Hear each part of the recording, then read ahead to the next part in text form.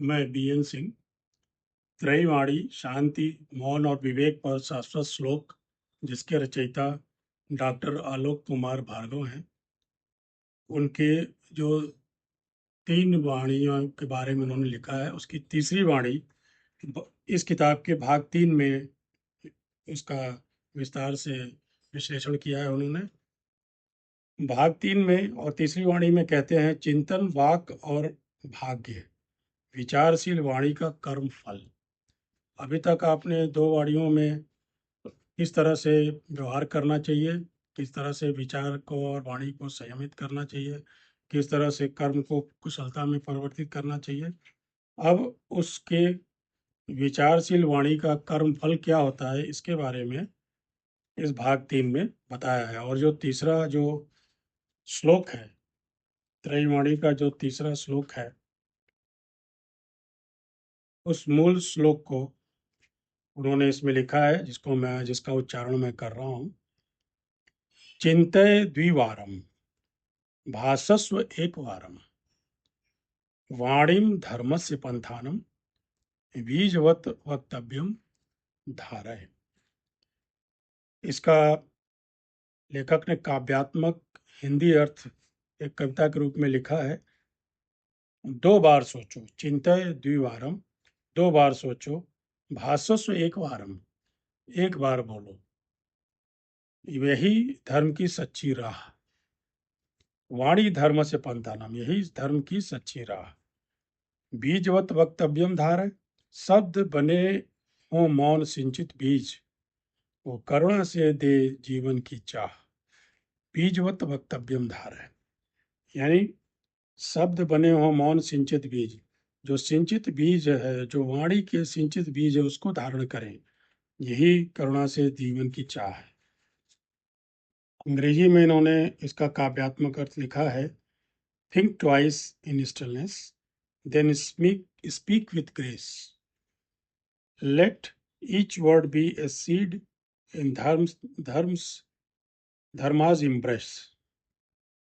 Think twice in stillness, then speak with grace.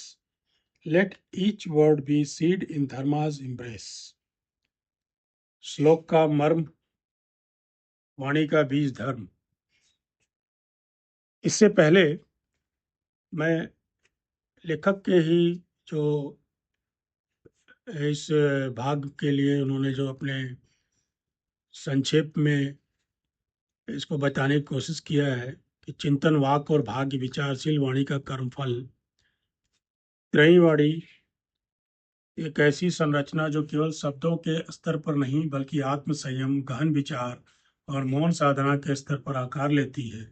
यहाँ प्रस्तुत श्लोक यह स्पष्ट करता है कि वाणी कोई स्वतंत्र क्रिया नहीं है, बल्कि एक साधित अनुशासन का परिपक्व परिणाम है, जिसे मौन की शक्ति, विचार की ज्योति और संयम की धार समाहित होती है। यह भाग एक आध्यात्मिक पुनर्संरचना का आमंत्रण है, जहाँ व्यक्ति को स्वतंत्रता नहीं बल्कि उत्तरदायित्व के रूप में देखा जाता है। इसी क्रम में इस जो तीसरा श्लोक है, उसका मर्म जो है 17.3 में लेखक समझाते हैं, essence and core message, speech as seed of dharma. इस श्लोक का अभिप्राय यह है कि वाणी कोई साधारण क्रिया नहीं, वह कर्म का बीज है। जैसा बोलेंगे, कहते हैं जैसा बोलिएगा वैसा उपजाइएगा, तो कर्म का बीज है। यह हर शब्द जो हम उच्चारित करते हैं, या तो उपचार बनता है या उत्पीड़न का कारण। बिल्कुल सही। इसी श्लोक का पहला भाग आग्रह करता है, चिंतय द्विवारम, कि चिंता के 2 वार है, सोचो। पहले सोचो संकल्प के लिए, फिर प्रणाम के लिए। उसके बाद भासस्व एक वारम, एक बार बोलो, लेकिन ऐसा जो धर्म की पगडंडी पर चले। वाणी को केवल विचारों की अभिव्यक्ति न मानो, वह धर्म का वाहक है, एक बीज है, जिसे बोने से पूर्व चेतना, संयम और उत्तरदायित्व की भूमिका होनी चाहिए। कहते हैं ना कि बातें ही हाथी पाइए, बातें ही हाथी पाओ। तो आपका जो वाणी है, वह किस तरह के फल में परिवर्तित होगा, यह आपके संयमित आत्म संयम और उसके परिशोधन से ही, और आपका जो मौन की शक्ति है उसी से उपजेगा। अगर आपके विचार उन्नत है और संयमित है और धर्म युक्त है, तो फिर तो हाथी ही मिलेगा, हाथी के पांव तो न मिलेंगे। तो आपकी जो भी इच्छा है, जो भी आप अचीव करना चाहते हैं, पाना चाहते हैं, अवश्य प्राप्त होगा।